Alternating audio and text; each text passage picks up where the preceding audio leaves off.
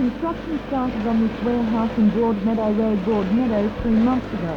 In line with council regulations, it's been built on the boundary with Mr Matt Stout's property. There's less than a metre between the warehouse and Mr Stout's home. By midday, the shade of the building covers his entire yard, and while construction goes on, privacy has become a thing of the past. Mr Stout says the noise is another problem, and he's trying to get help from the council and the police, but because his house is in a light industrial area, there is nothing that can be done. There's houses right along here, yes. And now they've all been squeezed out by you? Yes, I'm the last one except the old house next door, and we don't know what's doing about it. Are you determined to stay? Oh yes, I'll be here for quite a few years yet. This area is zoned light industrial and the owner is complying with the council's codes, but that isn't any consolation for householders like Mr Stout.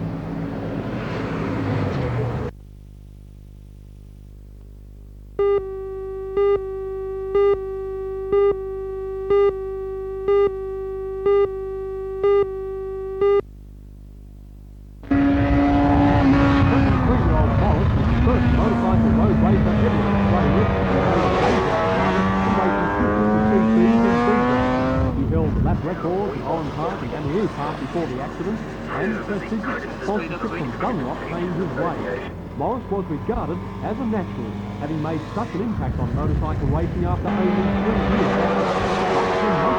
All went wrong at Queensland Lakeside track. It was a bad accident, and it's an accident which I don't really put down to rider error. It was a brand new, untried bike, and I think the injuries I sustained, which were a broken leg, pelvis, shoulder, cheekbone, a collapsed lung from the accident as well. I've had enough time to think about it now, and I feel good in myself, and it was just one of those things that happens. Well, obviously Dunlop must feel also that it was not rider error, because they've remained faithful to you. That must really be pleasing, because now you are the only sponsored rider in Australia by Dunlop. That's right. I'm very happy with that. The fact that they've kept faith in my riding, and hopefully I can bring home some good performances this year for them.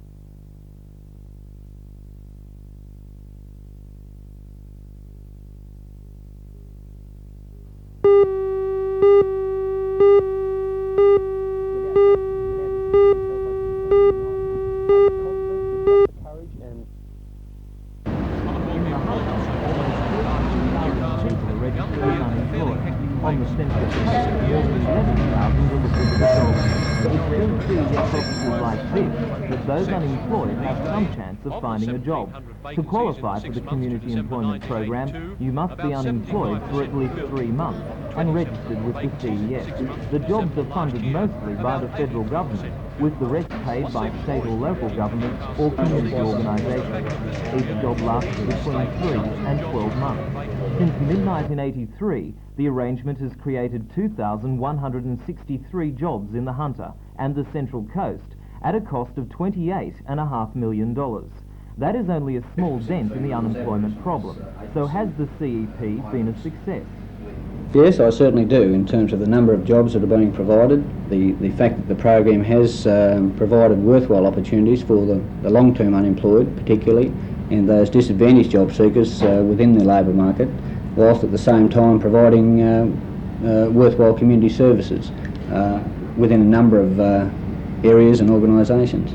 Do you think it's led to a number of people gaining permanent employment as a result of those jobs? Yes, there has been some feedback to indicate that jobs have, both directly and indirectly, have been provided to those job seekers that have come out of the CEP program.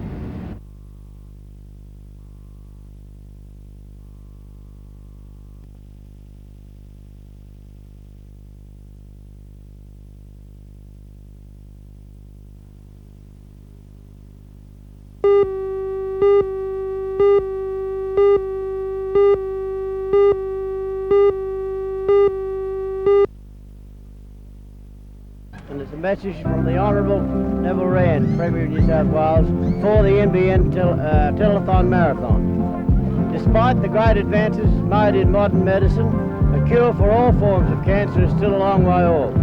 Now more than ever, continued research in oncology is crucial if we are to come within reach of a remedy for modern society's second biggest killer. In New South Wales alone, cancer claims almost 10,000 lives each year and 15,000 new cases are diagnosed. This tragic toll can only be redressed if fundamental research in oncology continues unabated and if preventative measures are taken against some of its known causes. The people of the Hunter, with the backing of NBN and Lions International, are drawing attention to the need for us to face this devastating problem together. The NBN Telethon Marathon is the biggest community drive ever organised to upgrade cancer research and patient facilities in the Hunter. And hundreds of runners taking part are setting a fine example for us all. Their efforts in linking the whole Hunter region in a human chain of runners, symbolising the great distance that can be covered if we all join together with a common goal.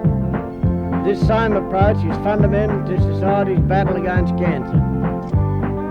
I must commend the Hunter Valley Cancer Appeal Committee, NBN Channel 3, Lions International, and especially the runners, taking part in this wonderful fundraising effort. I wish you all every success and commend you all on the most worthy community initiative. Signed, Neville Rand, Premier of New South Wales.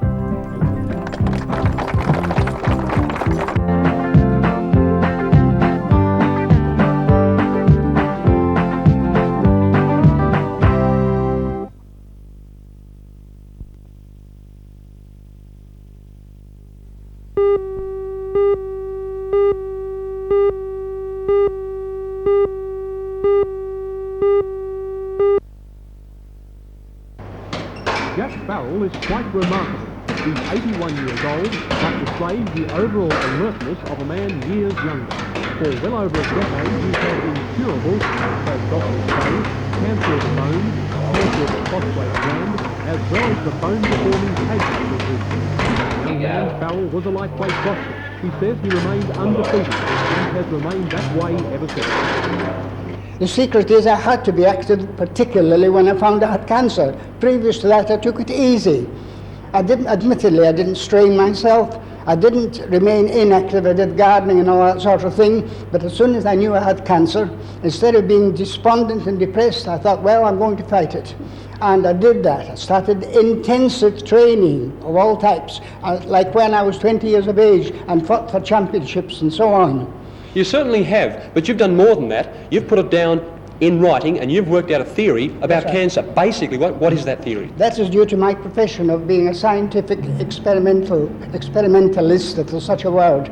You see, I tried to find the cause of cancer, and after studying countless volumes, countless books, and doing research in Newcastle University, I came to certain conclusions which met all the specifications of cancer. My theory is there is a loss of viscosity on the cells, the cytoplasm of the cells, which creates greater activity within the cell and therefore a greater ability of the cell to proliferate, to divide.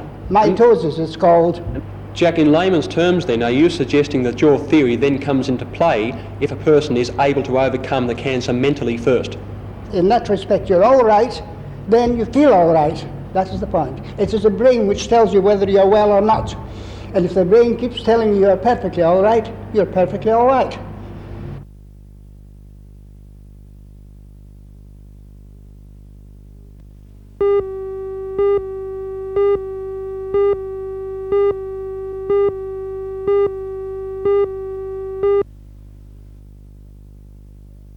The protesters at Beresfield last night were adamant. They demanded the new price for chicken be handed down by the Chicken Meat Industry Committee, an increase from 31 cents a bird to 31.57 cents. President of the Chicken Growers Association, explained the growers' demand. The Chicken Growers Association move, as we have just felt here from the people that are at this picket now, is to hang in here now until they agree to pay the price. We are prepared to stay as long as it takes for them to pay the price. All production at the Steggles complex stopped today. Normally, more than 150,000 chickens are processed and distributed daily. However, workers were told to stay at home and trucks stayed in their sheds. Only maintenance staff turned up for work and said it refused to comment on their financial loss. Picketers continued their protest, preventing trucks from leaving the factory, although vehicles coming down were allowed to pass. A spokesman for the growers said that they had the support of the We've been truck taking drivers as well a as lower some growing Federal fee employees. to try and get some sort of stability into the industry.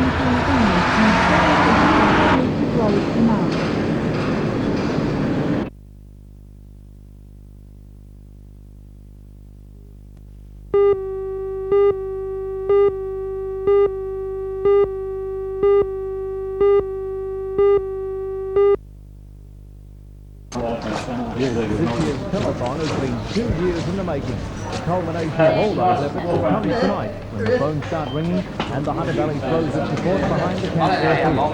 Today, technicians were wiring the studios and constructing cameras and the lighting. Every department is called on to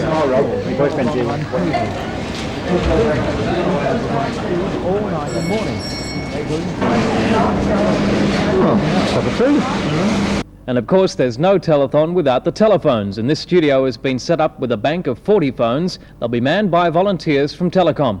At 8:30 tonight, a special phone number will be announced, and that number will be in operation for the next 24 hours.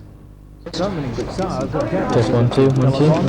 This is the reunion of the whole cop shop cast. And late this afternoon, Pat McDonald sort of carry and do this one thing and then chop off and change. And the star of Perfect Match, Stray Evans, is here, despite his busy schedule. Seemed to have slept last night in Hobart, if I recall. I had lunch in Melbourne today, flew to Sydney this afternoon, and up in a helicopter here to Newcastle. I flew up with Colleen Hewitt. She's doing the opening number on the telethon tonight, and it sounds superb, absolutely brilliant. Since I've been here, Pat McDonald's running around the corridors, John Orchik and Paula Duncan, of course, my mates from Cop Shop are here. It looks like as if it's going to be spectacular, judging by the rehearsals that I've seen this afternoon. And the feel here today? Feel here today, fantastic. I know 1983 was a success, but I think this one's even going to be better. It just looks superb. Make sure you're with us at 8:30, right on the knocker.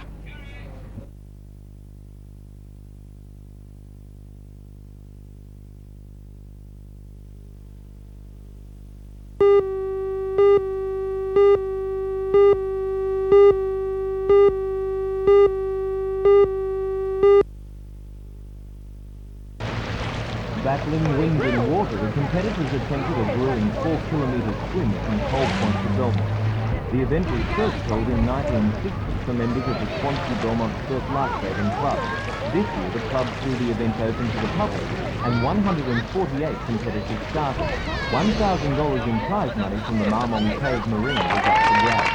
First out of the water was former Swansea Belmont member Mark Scully.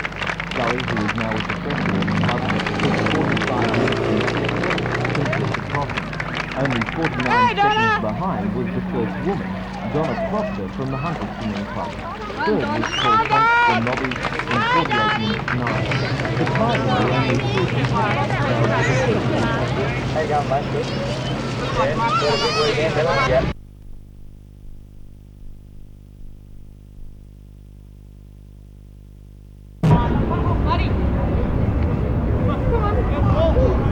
Yeah, we'll come back up.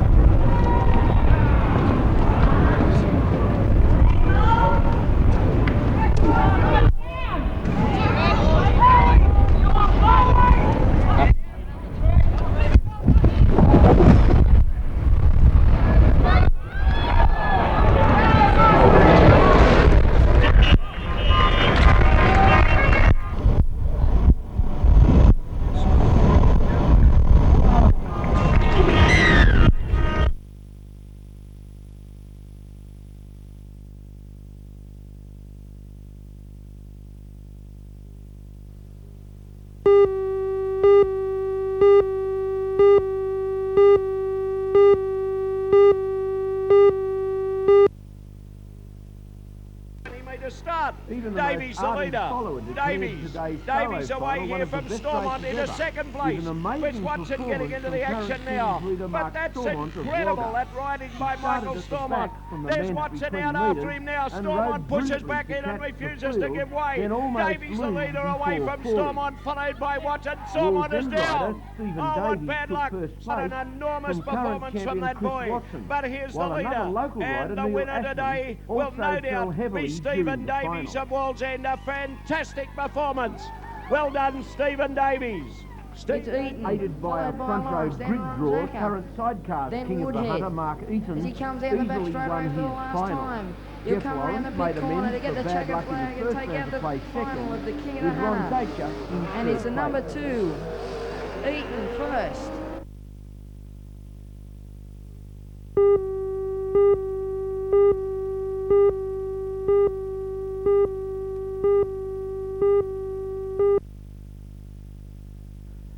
In the first attempt, we came to grief down the other side of the Beresfeld Hill because we'd put a lightweight pair of wheels in, and it just didn't take the strain, and the front wheel collapsed. So we had another go, and we had the record well in hand at the overhead bridge at Maitland, and the connecting link came out of the chain. Almost within sight of the finishing line. Absolutely, we only had a couple of blocks to go, and we decided that we'd have one last go at the one-way record. Which we did do, and we knocked 21 seconds off it, and came back to, I think, 48.54, and that's the record that stands today. That stands now, yeah. We're going to have to exceed 42, 43 kilometres an hour average to beat the record, and we're aiming at beating it. More than beating it, we hope to beat it well. Set a new standard, a really new standard. Yes, yes. Some people are going to say that you fellas have a big advantage over the 1941 people because of the upgrading of machines, gears for a starter. How do you answer that? Most certainly we have, yes. I can't say anything more than that, mate. We having gears is a great asset if you have a wind. The last attempt Rob did was he was struck by a strong wind. You can counter that now by using changing gears. Yes.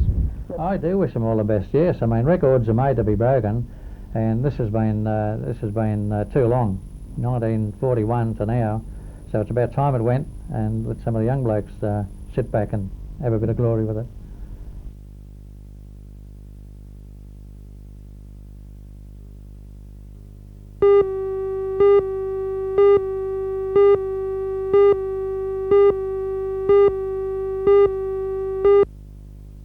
Which maybe gives you an indicator on that. British Army officer, It's rather like trying to persuade someone who's never seen a wheel that you suddenly hit a brand. He spends 5 months a year working in northern Africa and says that in one village he visited recently, 1,000 children a day died of starvation. Colonel Mackay says he saw the famine in Ethiopia, Mali and the Sudan begin in 1982, but it was only late last year that he convinced the BBC to do a documentary alerting the world to the tragedy. Despite the slowness of the world to respond, he says it's not too late to save the children. I mean, I wouldn't be doing what I'm doing if I thought that I was pushing water uphill, if I was after a forlorn hope. Mark you, the delay, the world's delay, has actually made our task that much more difficult, because obviously as conditions get worse, so does the political tension get worse, so does the war gets worse, so does this, that and the other get worse, which really only imposes greater difficulties on me in getting an effective program going. But it is totally possible to do. And not only that, actually, if the world just doesn't care about 30 million people dying, far more people dying than has been seen in any war in any time, then I don't want to have any part of this world.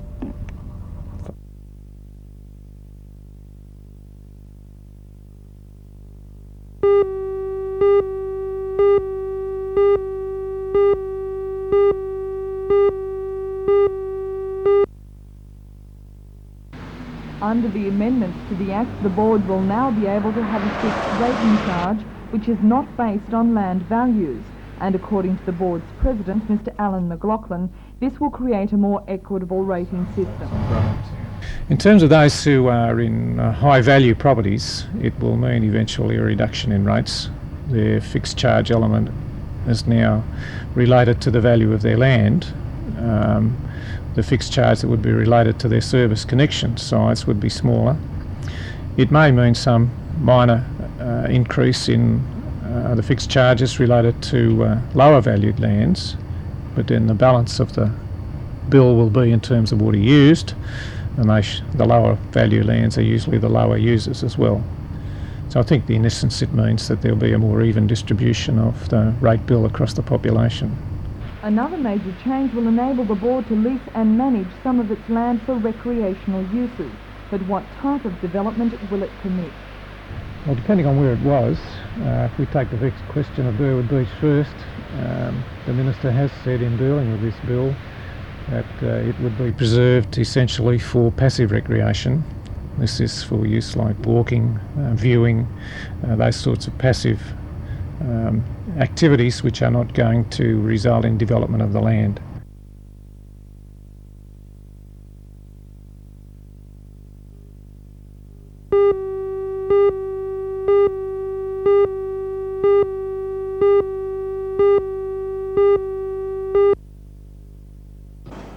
The new Magna uses the 2.6 litre four-cylinder engine of the Sigma, but Mitsubishi Australia's engineers have now worked the powerful 4 into a front-wheel drive layout, making the Magna unique to Australia. The Magna is larger than current Japanese medium-sized cars, and the company claims it has as much room as a Commodore. The car will be available in 3 models, GLX, SE and Elite. An unusual feature is a 4-speed automatic with a push-button overdrive. Also new is a digital speedometer. Mitsubishi is aiming for a sales target of 22,000 vehicles by the end of the year.